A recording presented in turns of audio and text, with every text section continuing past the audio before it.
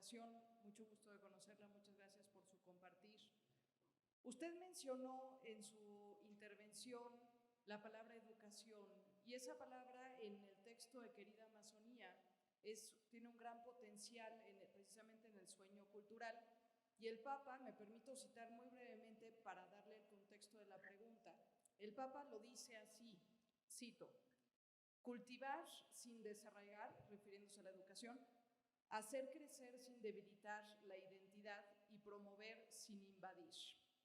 Fin de la cita. Y la pregunta que yo quisiera proponerle es, ¿de qué manera concretamente en el ámbito de las universidades, que también usted mencionó, podemos llegar a la conciliación de intereses que a veces permean en los ámbitos universitarios de tipo económico, de tipo político, de tipo comercial? ¿De qué manera podemos conciliarlos con los valores, estos valores de una antropología cristiana que proponen, que están propuestos pues en el Evangelio y que de manera muy explícita promueven a la persona y a la comunidad humana? ¿Cómo podemos lograr una conciliación en este sentido?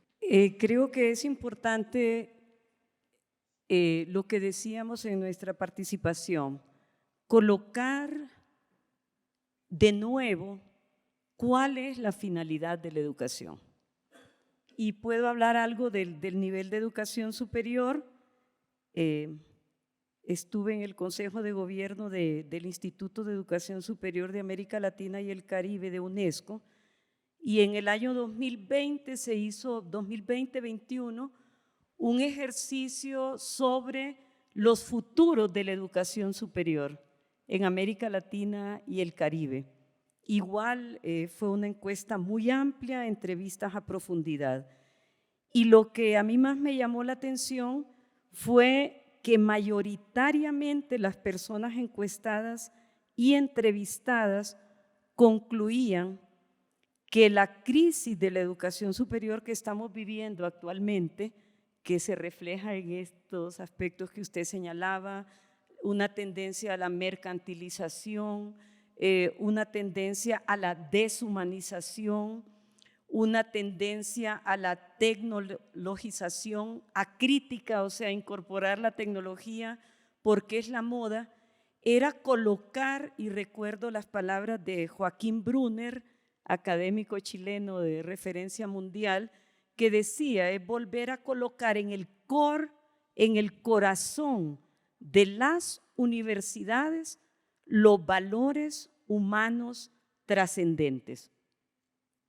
Y desde esos valores, incorporar la tecnología, mejorar la infraestructura, capacitar a los docentes, innovar en la parte de educación, tecnología, en la innovación social, etcétera.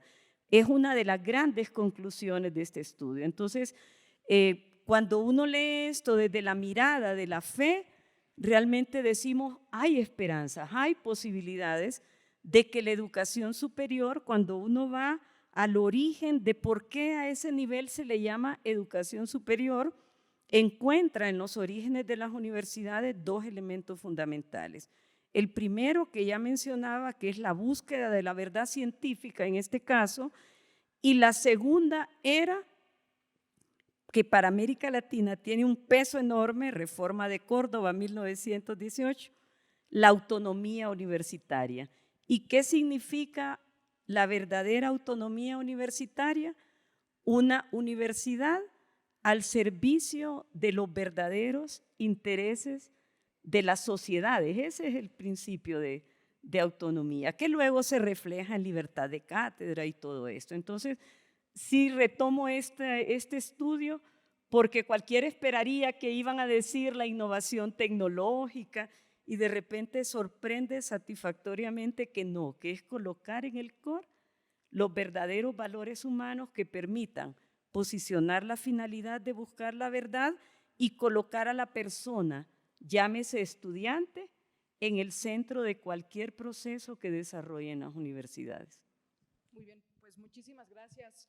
No sé si estuvieran interesados, si nos puede decir si este estudio está publicado. Está en la web del IESALC, UNESCO, incluso se han generado cerca de 10 webinarios previos y posteriores a la publicación del informe. Se llama así, Pensando la Educación Superior al 2050. Muchas gracias. Y bueno, para la siguiente ponente, también para la hermana Lía Servinos. Hermana, ¿sí nos está escuchando? Sí, sí, estoy escuchando, María Elizabeth. Quiero aclarar que soy hermana de todos ustedes, pero no soy religiosa.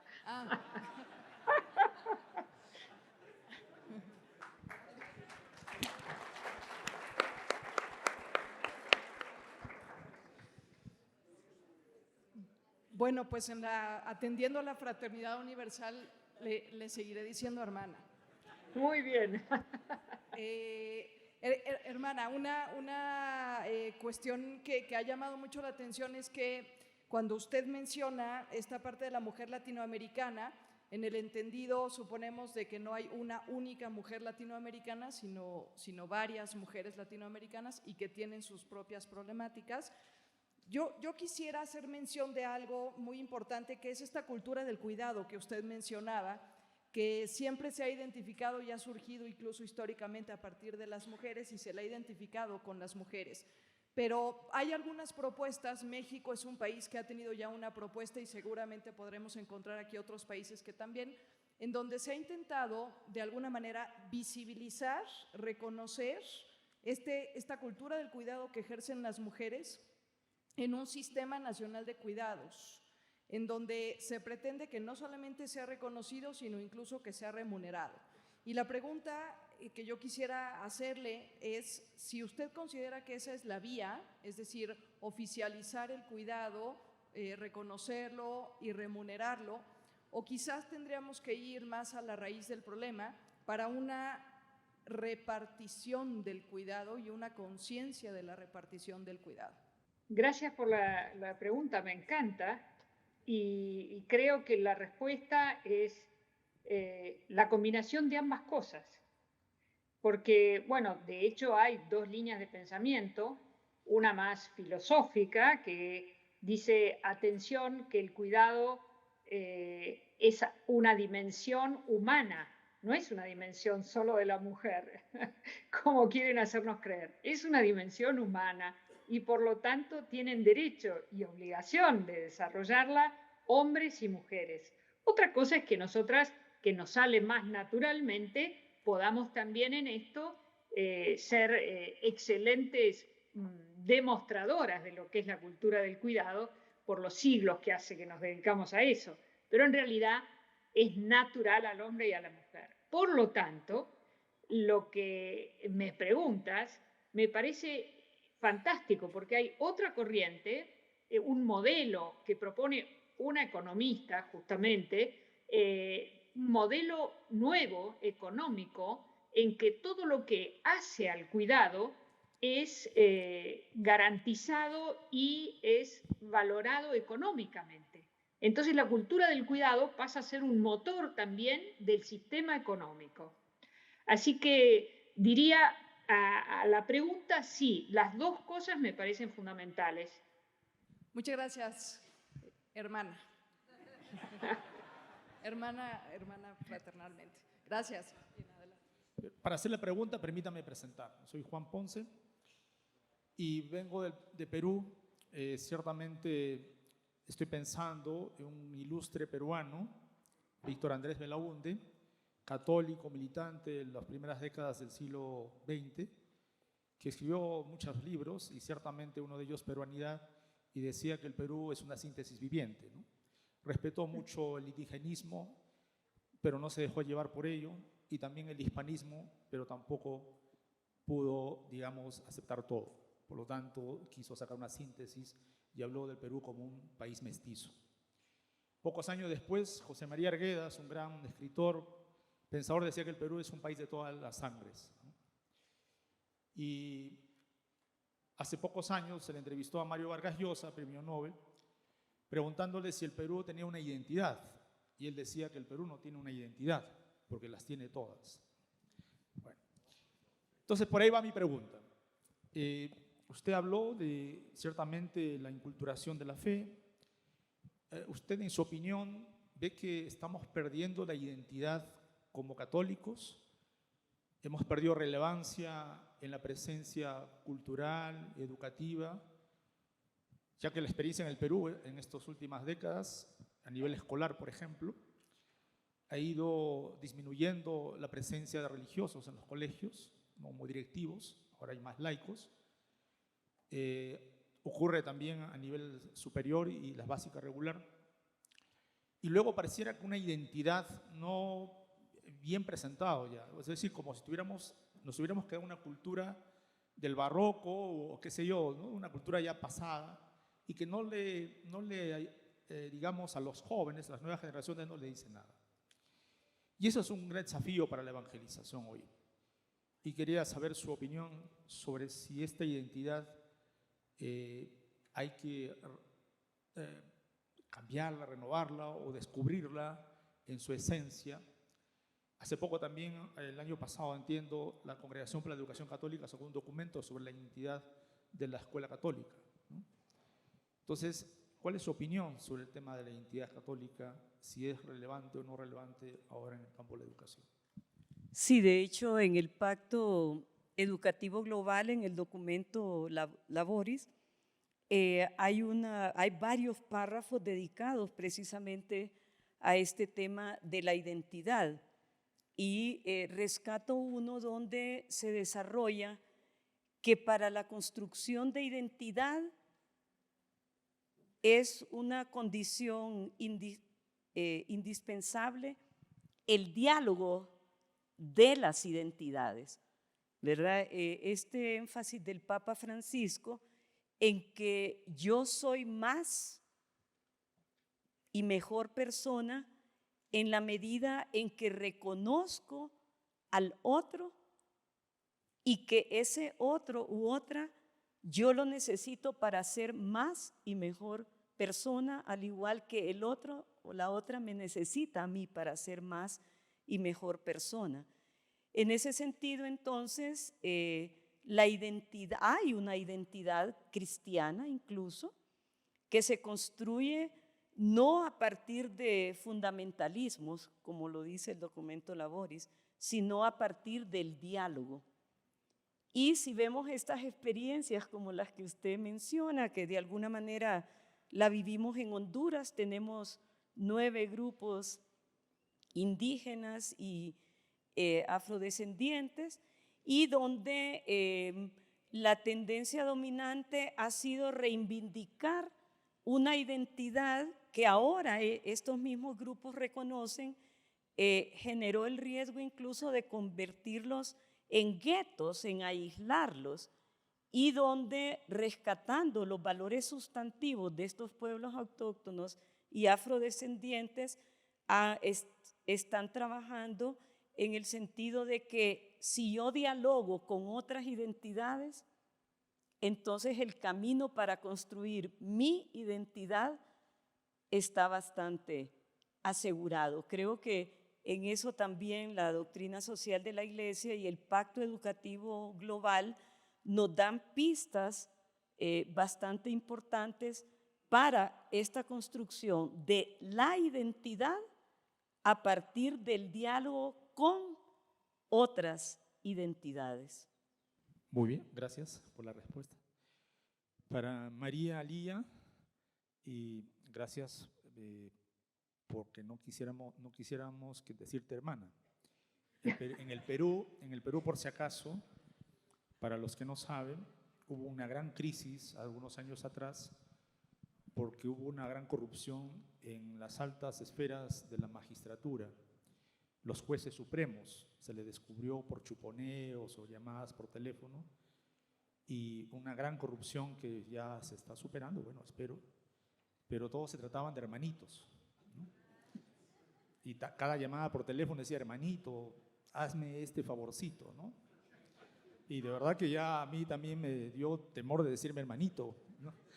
Pero bueno, ciertamente a veces se corrompe también en algunas personas este término, ¿no? Pero nosotros sabemos de qué fraternidad hablamos, ¿no? De la fraternidad de la fe por la inspiración del Señor. María Lía, usted habló de la igualdad de derechos de hombres y mujeres. me gustaría, no porque no lo sepa, pero sí para ampliar, no es suficiente la Proclamación Universal de Derechos Humanos, que es para todo ser humano, independientemente sea varón o mujer. ¿Qué derechos más están pidiendo las mujeres respecto a su propia dignidad como mujer, ¿no? ¿Qué es lo que está faltando hacer? Donde los varones, lógicamente, tenemos que estar involucrados. Gracias por su respuesta desde ya. Bueno, si me permite, le diría que, por supuesto, que la Declaración de los Derechos Humanos está como base de un montón de proyectos que estamos llevando adelante y es muy buena. Lo que pasa es que el ser humano, la sociedad, la historia avanza y necesitamos otros derechos. Pero no creo que sean derechos que particularmente sea la mujer quien los tenga que reclamar, ¿no? Por ejemplo, el derecho al desarrollo humano, integral. Hoy en día se habla también del derecho a la paz. Son derechos que los pueblos tienen necesidad de legislar también. Tienen necesidad de que Naciones Unidas los reconozcan. Nosotros estamos trabajando como Unión Mundial de Organizaciones Femeninas Católicas en esos grupos, digamos que son grupos, forums, que se han constituido en Naciones Unidas para llevar adelante la proclamación de este tipo de derechos. Pero creo, ahí estamos trabajando con hombres y mujeres, es decir, los derechos que hoy en día tenemos que trabajar y desarrollar y proclamar son para ambos. Y la clave está en trabajar juntos. Al menos le puedo asegurar que todo el tema de derechos, tanto en el Observatorio Socioantropológico Pastoral del CELAM, como en el Observatorio de la Deuda Social Argentina, yo soy argentina, se han permanentemente estudiado y puesto en cifras si se realizan o no se realizan. Y lo hemos hecho siempre trabajando hombres y mujeres. No hay mejor combinación. Por algo Dios nos creó como nos creó. Buenas tardes, María Lía. ¿Me escuchás? Te escucho perfecto. Bueno, te saluda un hermano argentino, pero sobre todo latinoamericano. Bueno, soy tu hermana. Es una pregunta que llega del público, se han sintetizado y bueno, la formulo. ¿De qué forma crees que se puede conciliar el nivel de demandas y expresiones del feminismo actual con la misión de la Iglesia? Mira, yo no te sé decir cómo esto va a suceder. Lo que sí te puedo decir que esto debería suceder, que quisiéramos que esto se llevara a cabo, por una razón muy simple. Lo que muchos de los feminismos actuales están reclamando está en absoluta sintonía, no todo, por supuesto, pero mucho de ello está en sintonía con el Evangelio. Es inconcebible que hoy en día las mujeres piensen que la Iglesia está en contra de ellas. ¿Por qué lo digo? Porque si la Iglesia vive el Evangelio, el primero que reconoció y potenció y promovió la dignidad de la mujer fue Jesucristo. No hay más que leer el Evangelio. Lo que hizo con María Magdalena, lo que hizo con la viuda, lo que hizo con la samaritana, permanentemente lo ha hecho el Señor. Entonces, la Iglesia, que es la segunda encarnación histórica de Dios en esta tierra, pues tiene que hacer lo mismo, tiene que estar del lado de la mujer y por lo tanto muchas de las cosas muchas de las reclamos que las feministas están llevando adelante, pues son los mismos que las mujeres, llamémonos feministas o no, el nombre no interesa tanto, pero sí el contenido de lo que hoy en día, para evitar esta discriminación, para evitar la violencia y para promover una participación mayor en sociedad y en iglesia. para que se aproveche más lo que es propio de la mujer, pues lo llevamos adelante y es absolutamente compatible a mi modo de ver. Bueno, muchas gracias. La siguiente pregunta es para vos, Rutilia, que cruza y vincula el rol de la mujer con la educación y el público acerca de esta inquietud. Si existen o crees que son posibles propuestas, programas de formación que vinculen la formación religiosa con la educación pública, pensando también en la mujer. Sí, de hecho, una de las tensiones crecientes en el campo de la educación es precisamente entre lo público y lo privado. Muchas veces estas tensiones llegan a escalar hasta conflictos, ¿verdad? Y cuando uno trata de escudriñar qué es lo que hay atrás de estas tensiones y conflictos, se identifica, y justo estaba recordando un libro de Joaquín Brunner que se llama Lo público y lo privado en la educación superior. Él hizo un estudio de la educación superior a nivel público y privado en América Latina, creo que de 2012, 2013. Y él identifica que a nivel de declaratoria de principios y de valores, realmente no hay mayor diferencia. Que hay 3 puntos que sí diferencian la educación pública y privada, y uno de ellos es la calidad. Definitivamente, América Latina y el Caribe, en general, tenemos una educación pobre para los pobres, en síntesis, ¿verdad? En donde, por ejemplo, hay un estudio del Banco Mundial del 2021 sobre lo que llama el Banco Mundial la pobreza de aprendizajes. Entonces dice, países como Argentina, por ejemplo, que es de los que más años de escolaridad tiene, Brasil, México, Andes, Costa Rica, pero el impacto de la pandemia ha sido que, por ejemplo, un niño o niña que terminó 6º grado, sus aprendizajes en promedio son de 5º grado. Y en países como Honduras, que ya lo ha evaluado el Observatorio de la Educación Nacional, es de 4. O sea, un niño de 6º aprendió lo que debió haber aprendido uno de 4º grado. Entonces, la pobreza de aprendizaje golpea hoy a nuestra región. Y dentro de esa pobreza de aprendizajes, las más afectadas son las niñas. O sea, quienes menos aprendieron en la pandemia son las niñas. Y esto es preocupante porque revierte una tendencia muy fuerte que se venía observando en toda la década anterior a la pandemia, y es que las mejores calificaciones en la región las han obtenido siempre las mujeres, tanto a nivel preuniversitario como universitario.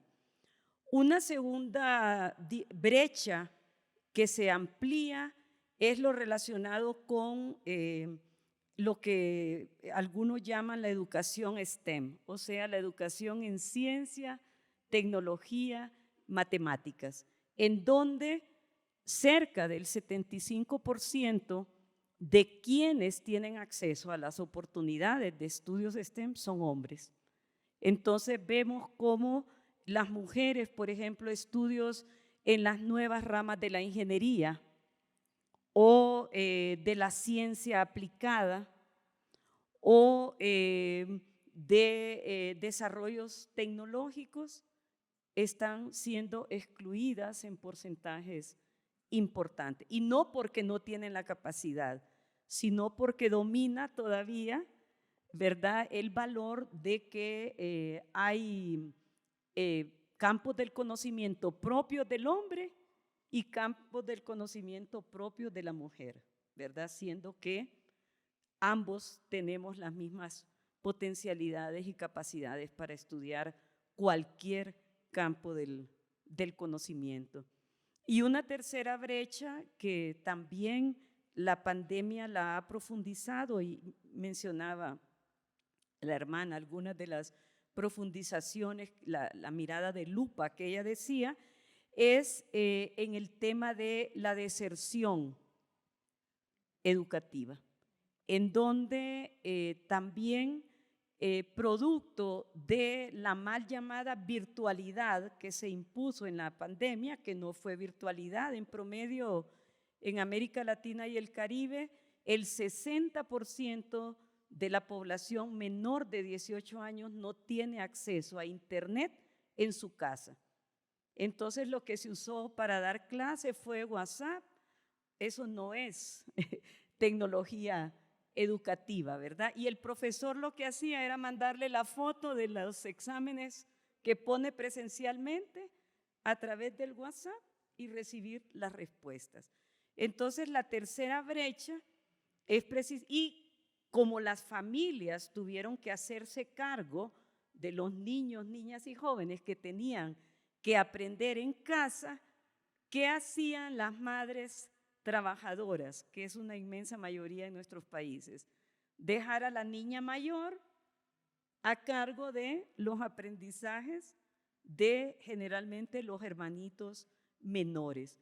Entonces eso ha impactado de tal manera que aun cuando después de la pandemia están volviendo a matricularse las niñas y adolescentes, ¿verdad? La brecha de aprendizajes es mayor, porque por la dedicación que tuvieron que hacer a sus hermanos y hermanas menores, dejaron sus propios aprendizajes de lado.